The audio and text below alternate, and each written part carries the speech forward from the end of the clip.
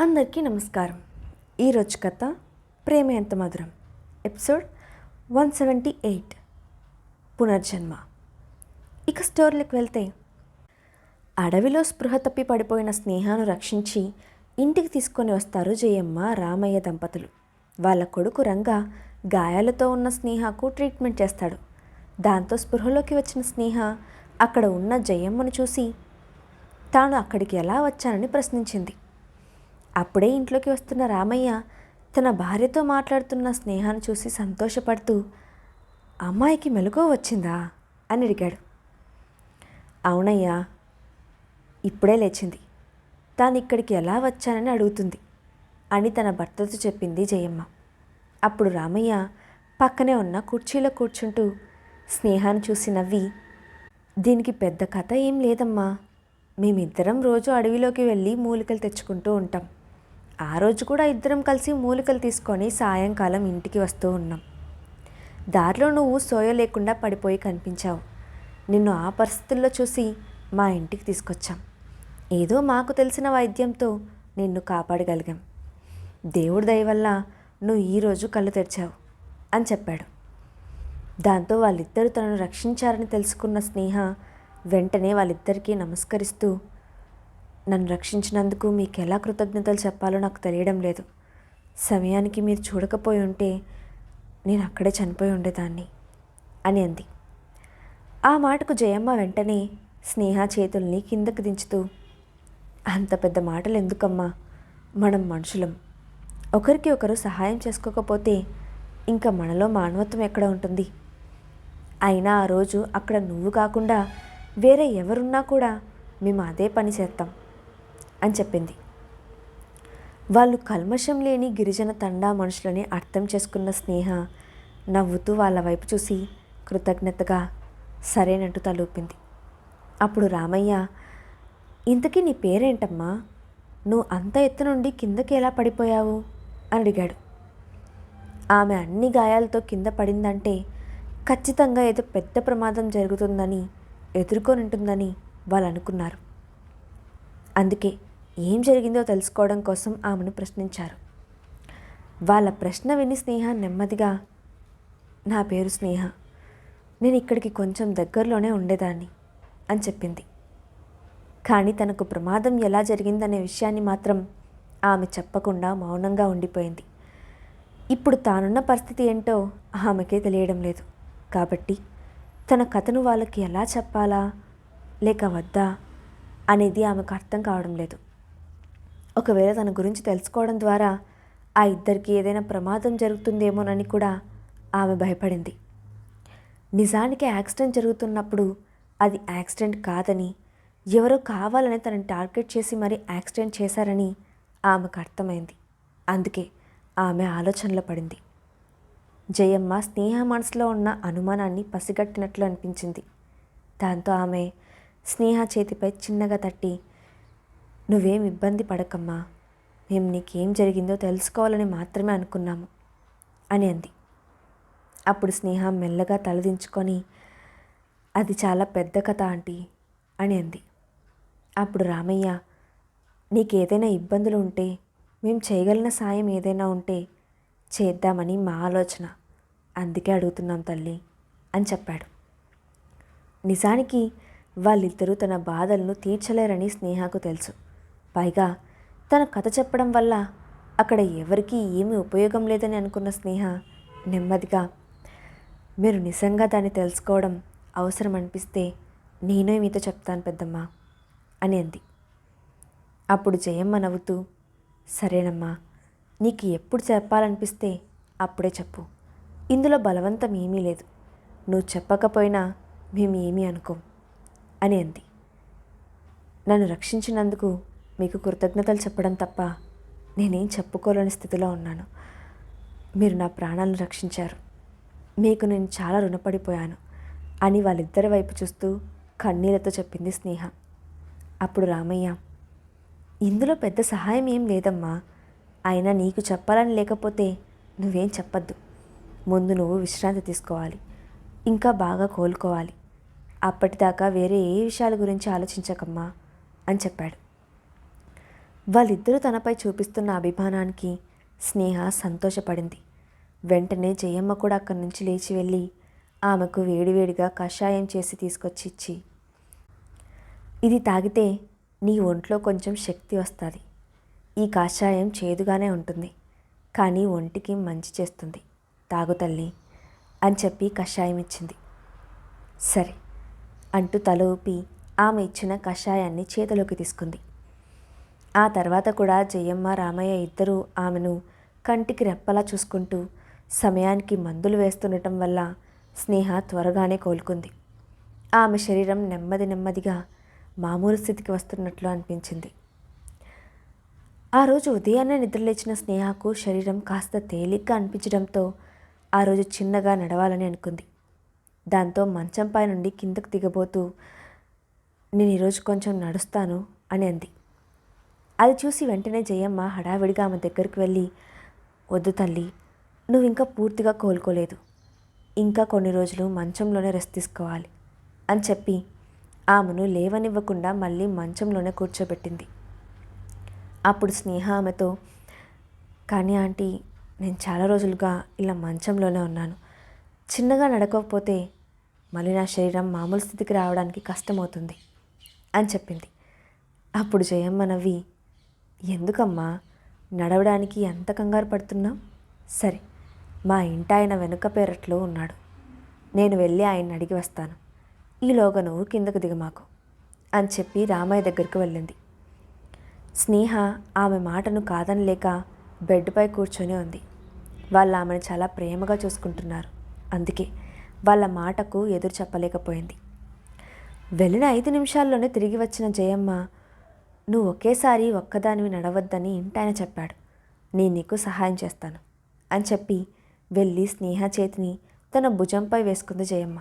దాంతో స్నేహ నెమ్మదిగా కాలు కింద పెట్టి జయమ్మ సహాయంతో పైకి లేచి నుంచుంది.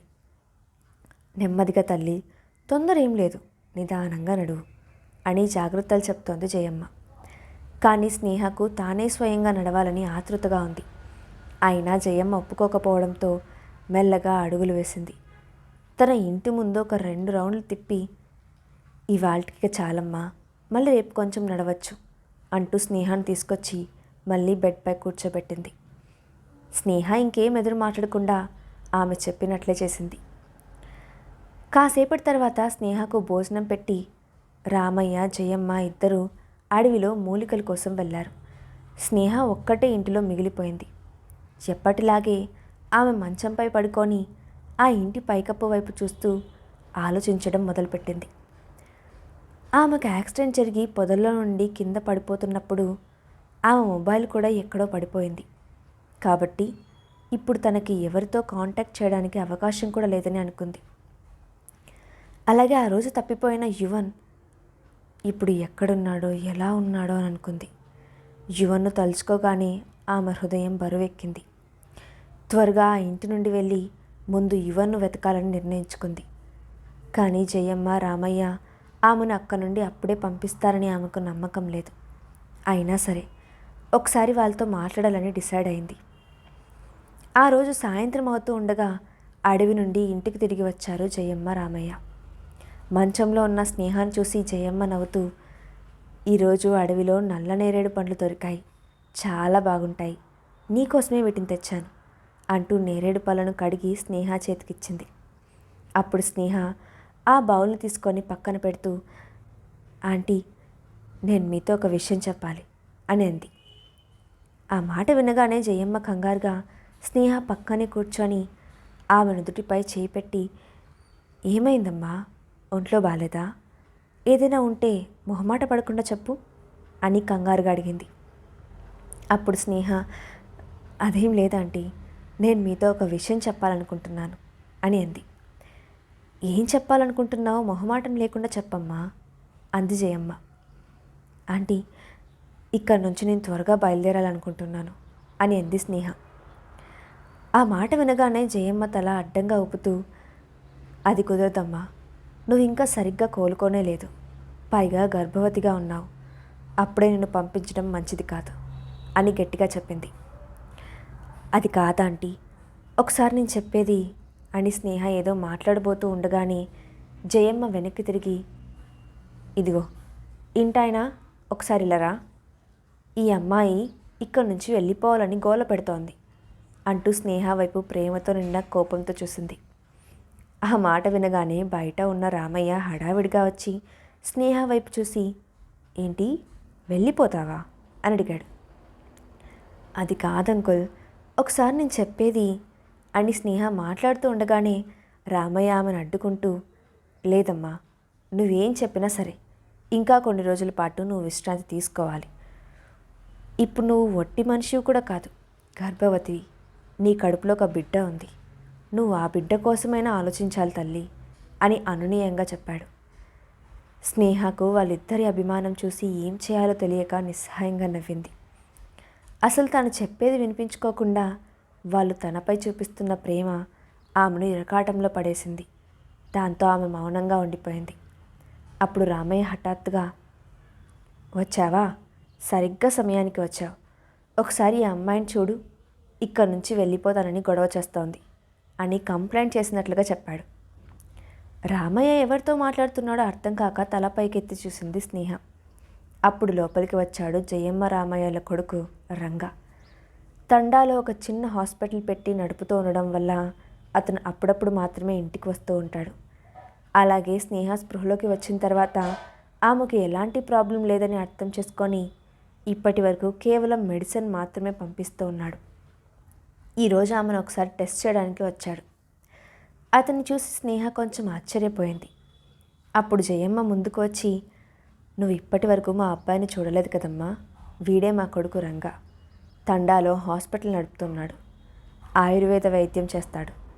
అప్పుడప్పుడు ఇంటికి వచ్చిపోతూ ఉంటాడు. వీడే నీకు వైద్యం చేసి బతికించాడు అని పరిచయం చేసింది. వాళ్ళిద్దరికీ ఒక కొడుకు ఉన్నాడని, అతను డాక్టర్ అని స్నేహ ఊహించలేదు. దాంతో ఆమె ఆశ్చర్యంగా చూస్తూ ఉండిపోయింది. లోపలికి వచ్చిన రంగా స్నేహను చూసి నవ్వుతూ, నేను మిమ్మల్ని టెస్ట్ చేయొచ్చా అని అడిగాడు. స్నేహ వెంటనే ఆశ్చర్యం నుంచి తేరుకొని, చేయండి డాక్టర్, కానీ అంతకన్నా ముందుగా నేను మీకు థ్యాంక్స్ చెప్పాలి. మీరు నా ప్రాణాలని కాపాడారు. థ్యాంక్ యూ సో మచ్ అని చెప్పింది. రంగా ఆ మాటలకు నవ్వి, అది నా డ్యూటీ అండి, మీరు నాకు థ్యాంక్స్ చెప్పాల్సిన అవసరం లేదు అని అంటూనే స్నేహ చేతిని తన చేతిలోకి తీసుకొని ఆమె పల్స్ చెక్ చేశాడు.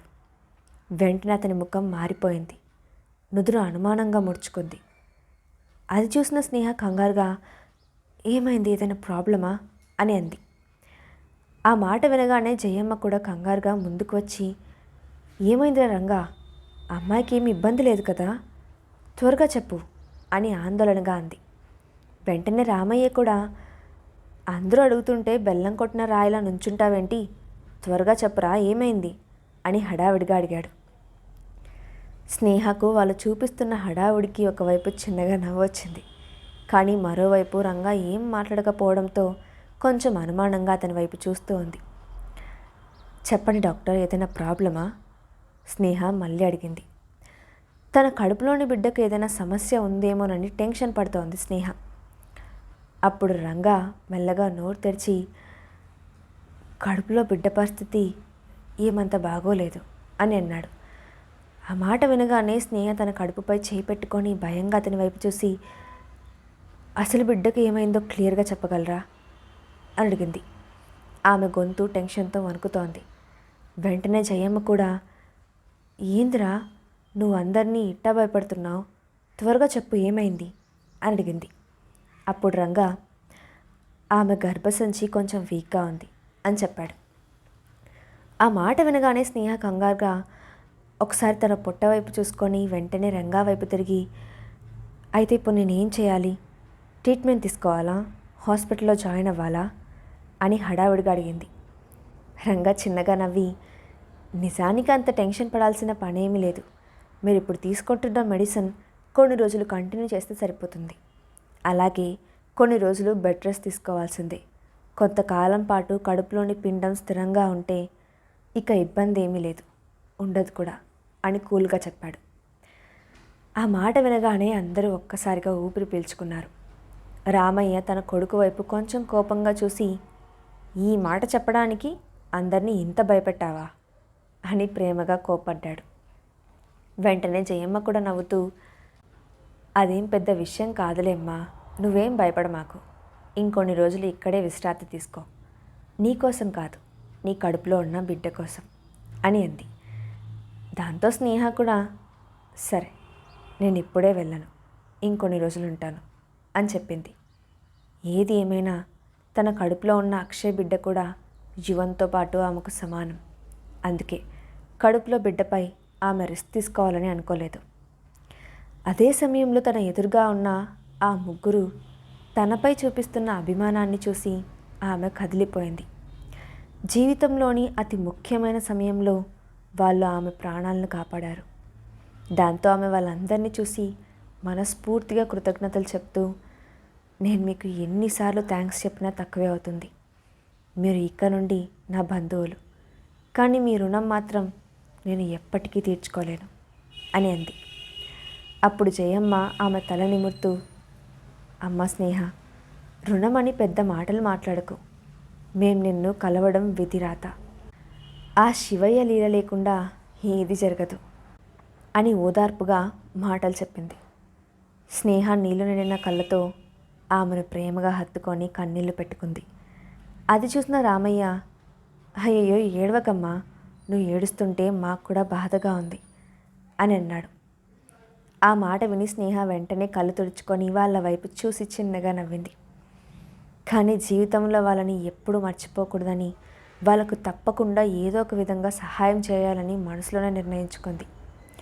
వెంటనే రామయ్య తన కొడుకు భుజంపై చేతితో చిన్నగా పొడిచి, నువ్వు కూడా ఏదో ఒకటి చెప్పమని సైగ చేశాడు. అప్పుడు రంగా కూడా మాట్లాడుతూ, మీరేం కంగారు పడకండి స్నేహ గారు, మీ కండిషన్ సీరియస్గా ఏం లేదు, కొంచెం రెస్ట్ తీసుకుంటే సరిపోతుంది అని చెప్పాడు. అప్పుడు స్నేహ వాళ్ళందరినీ చూసి తల ఊపుతూ సరే అని చిన్నగా నవ్వింది. దాంతో వాళ్ళ ముగ్గురి హృదయాలు తేలికపడ్డాయి.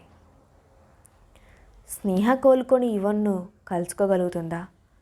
అక్షయ్ తల్లిదండ్రులు తన పెళ్లి కోసం పెడుతున్న హడావిడిని అక్షయ్ ఎలా ఎదుర్కొంటాడు? నెక్స్ట్ పార్ట్లో చూద్దాం. Thanks for watching.